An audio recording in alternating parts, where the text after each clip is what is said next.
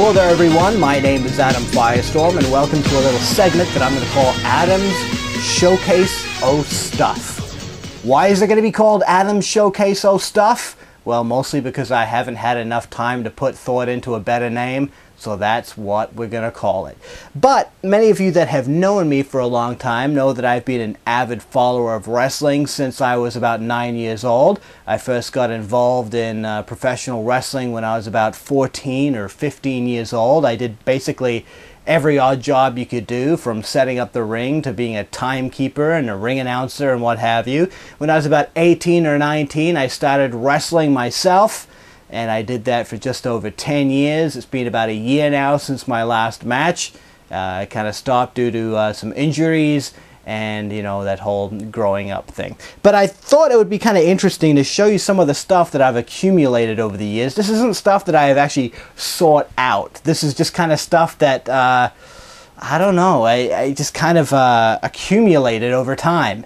And I'm a bit of a pack rat. I come from a long line of pack rats, and I still have it all, or most of it. I got rid of some of it, and I thought I'd show you some of it today, and if this goes well, maybe I'll show you some more of it. I got lots of it here in my basement. So today I wanted to show you a few things. First of all, what you probably noticed right off the bat is this bad boy right here. This is an authentic Rey Mysterio mask from Mexico. I got this, I want to say maybe around 2000, maybe 1999, in Mexico, from a store that sold nothing but lucha stuff. And it's a really well-made mask. It's really cool, and I know that these can fetch a fair bit of money if bought online, but being that I actually bought it in Mexico, it cost me next to nothing. It cost me less than a Happy Meal.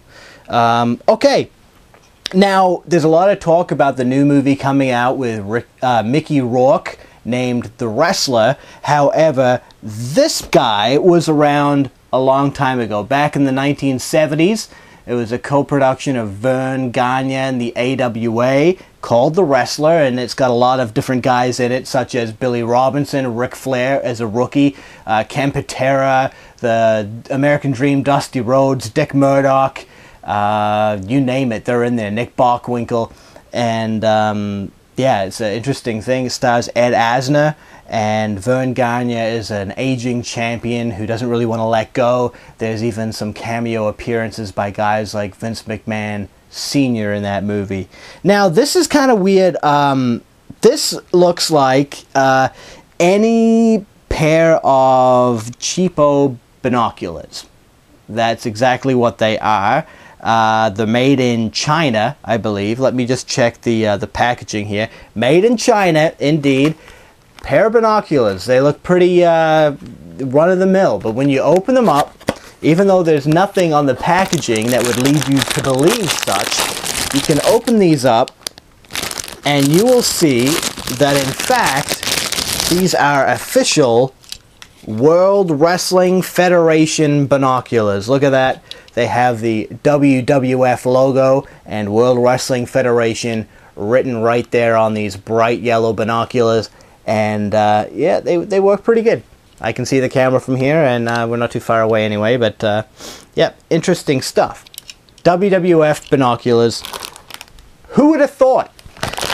Moving along, I have a little story for you. When I was in the 7th grade, most of my class was away on one particular day. They're partaking in a sports day or a track meet or something, and as a result, there's just sort of a...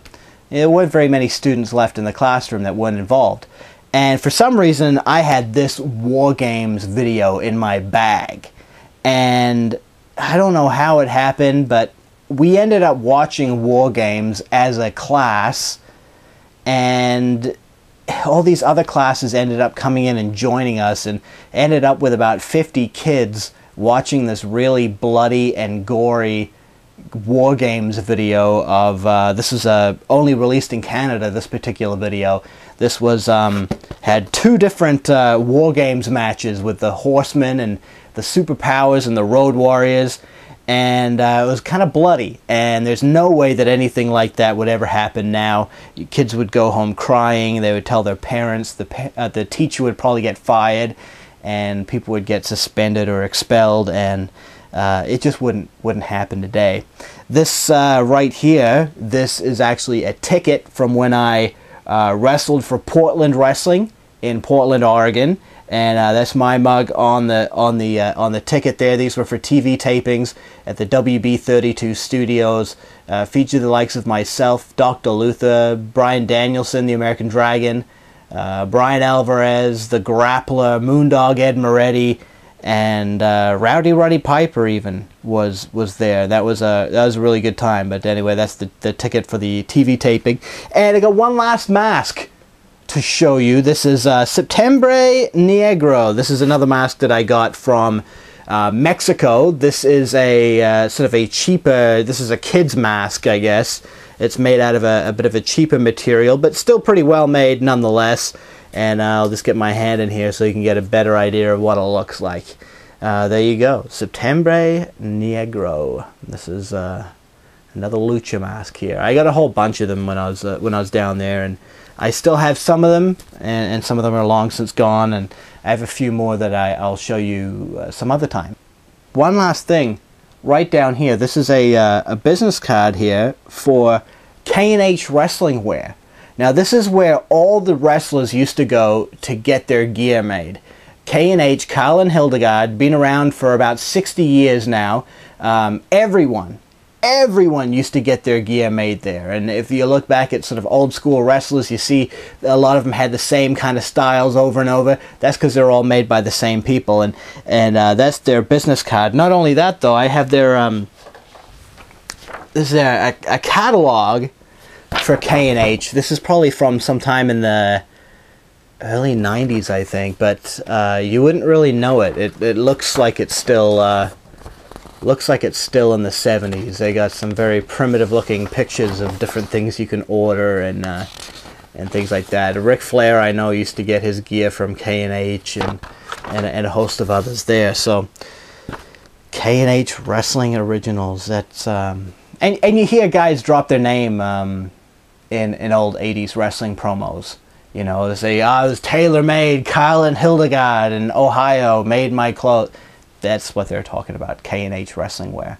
So there you have it, a pretty eclectic mix of different stuff, and I hope you enjoyed it. And now that I've shown you mine, maybe you'll show me yours next time. So there you have it, a bunch of my random stuff, and we'll show you more next time. Thanks for joining me.